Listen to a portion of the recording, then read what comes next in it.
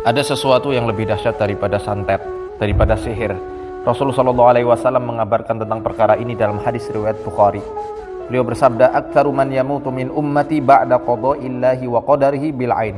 Kebanyakan yang meninggal di umatku setelah takdirnya Allah adalah karena lemparan ain. Dalam riwayat Muslim beliau juga mengabarkan, "Al-ainul haq walau kana syai'un sabiqul qadar la sabaqatul ain." Ain itu benar adanya. Kalau ada sesuatu yang dapat mendahului takdir, maka ainlah yang dapat mendahuluinya. Kenapa beliau mengatakan hal yang demikian? Karena sangat cepatnya pengaruh ain itu mengenai kepada apa yang dilihat. Ini bukan hanya kepada manusia saja. Ain juga bisa membinasakan hewan ternak, bisa membuat mobil menjadi rusak, dan ain juga bisa membuat rumah itu tiba-tiba hancur, tiba-tiba banyak belatungnya, tiba-tiba banyak serangganya, bahkan terbakar seketika itu juga, seperti kena amaterasu, ya. Dan ain ini juga bisa membuat barang-barang elektronik semisal HP, laptop, komputer itu bisa menjadi error, rusak, tidak bisa diperbaiki lagi.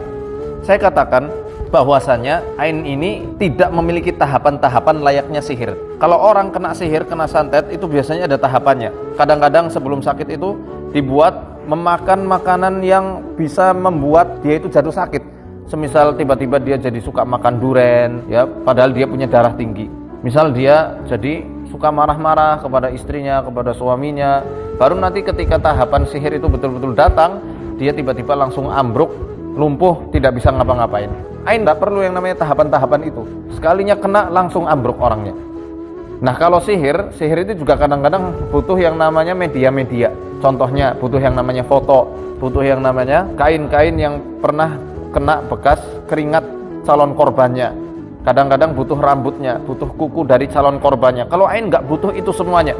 Ketika orang itu betul-betul kagum dan kemudian dia tiba-tiba dia langsung memujinya secara spontan tanpa meminta keberkahan kepada Allah, maka saat itu juga apa yang dilihatnya bisa langsung hancur atau binasa. Sihir ini tidaklah dilakukan kecuali oleh orang-orang yang durhaka. Ini sudah pasti dan kita sepakat hal itu. Adapun ain kadang-kadang terlempar dari orang-orang yang soleh, orang-orang yang baik, orang-orang yang memang dia itu dengan tulus, murni, betul-betul kagum kepada apa yang dikaguminya dan tidak berniat agar orang yang dilihatnya itu celaka. Nah, ini bedanya ain. Dalam hadis riwayat Bukhari, ini salah satu contoh ya, salah satu contoh ain itu terlempar dari orang yang soleh. Dalam hadis riwayat Bukhari ada dua orang sahabat. Duanya ya jelas orang sahabat Nabi, orang-orang pilihan. Yang salah satu di antara keduanya itu melemparkan ain kepada sahabat yang lain. Beliau ini adalah Amr bin Rabi'ah dan juga Sahal bin Hunayf radhiyallahu anhuma. Sahal bin Hunayf adalah seorang sahabat yang memiliki kulit yang luar biasa indah. Gak ada bekas-bekas luka. Oleh karenanya saat beliau itu lagi mandi menanggalkan pakaiannya, Amr bin Rabi'ah lihat, wah, aku tidak pernah melihat kulit seindah yang aku lihat pada hari ini. Saking terpukaunya beliau dan nggak kepengen, sebenarnya nggak kepengen sama sekali Sahal bin Hunayf ini kena kecelakaan, kena musibah gitu ya. Tiba-tiba saat itu juga saat Amr bin Rabi'ah mengucapkan hal itu, Sahal bin Hunayf jatuh, suhu badannya tinggi sekali dan kejang sampai tidak sadarkan diri. Akhirnya dibawa kepada Nabi SAW. Lalu Nabi bertanya, "Man tattahim, siapa yang kalian curigai telah menyebabkan Sahal bin Hunayf jatuh seperti ini sehingga tidak sadarkan diri?" Para sahabat yang lain mengatakan Amr bin Rabi'ah. Akhirnya Amr bin Rabi'ah dipanggil oleh Nabi SAW dan agak diomelin saat itu. "Kenapa kamu tidak meminta keberkahan kepada Allah untuk saudaramu ini? Sekarang kamu mandi." Akhirnya ketika Amr bin Rabi'ah mandi, air bekas mandinya itu diwadahi sama ember ya kalau zaman sekarang, atau dengan bejana gitu ya. Kemudian airnya itu dimandikan kepada Sahal bin Hunayf. Saat itu juga Sahal bin Hunayf bangun seakan-akan tidak pernah sakit lagi. Ini menunjukkan bahwasanya penting bagi kita ketika kita kagum, ucapkanlah keberkahan. Kadang-kadang orang Jawa, orang kita ini, orang di Nusantara rata-rata basa-basinya luar biasa. Ya kan, itu sudah jadi adat kita. Ya bagus, tapi kadang-kadang ada tidak bagusnya. Misalnya anak tetangga dipuji-puji. Wah, anaknya cakep, prestasinya bagus, bla bla bla bla, dengan pujian-pujian yang lain. Sampai lupa dia nggak minta keberkahan sama Allah. Pada hakikatnya dia mau mencelakakan anak tetangganya itu. Karena bisa jadi setelah dipuji-puji dia, anak tetangganya sakit dan bahkan bisa langsung meninggal. Makanya ya, budaya basa-basi, budaya kita yang saling memuji satu sama lain itu bagus. Tapi jangan sampai lupa mohonkan keberkahan pada Allah untuk nikmat yang ada pada saudara kita.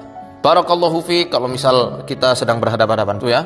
Kalau orangnya ada jauh di sana misalnya, barakallahu fihi kalau laki-laki, barakallahu fiha kalau itu perempuan. Kalau susah lidahnya untuk mengucapkan bahasa Arab ya, maka boleh kita mengucapkannya dengan bahasa kita masing-masing. Bahasa Jawa, bahasa Sunda, bahasa mana aja lah ya pokoknya ya.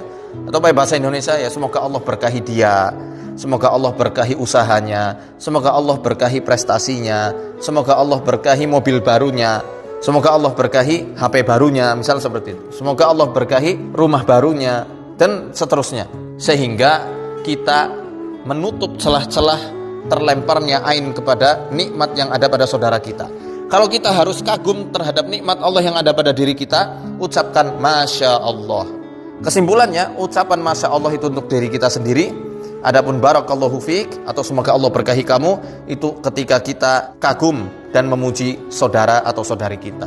Dengan hal itu insya Allah kita terhindar dari mencelakakan saudara atau saudari kita. Walaupun kita tidak niat, tapi hati-hati. Kan kasihan kalau tiba-tiba saudara-saudari kita hilang nikmatnya gara-gara pujian-pujian kita, tanpa yang tidak disertai dengan permohonan keberkahan pada Allah Ta'ala. Ya kalau mungkin tiba-tiba barang elektroniknya rusak, mobilnya langsung rusak lah, kalau nyawanya langsung hilang gara-gara pujian kita, gara-gara ain yang terlempar secara tidak sengaja dari kita, kan kasihan. Jadi sekali lagi, ucapkanlah doa-doa keberkahan di setiap nikmat-nikmat yang ada pada saudara kita.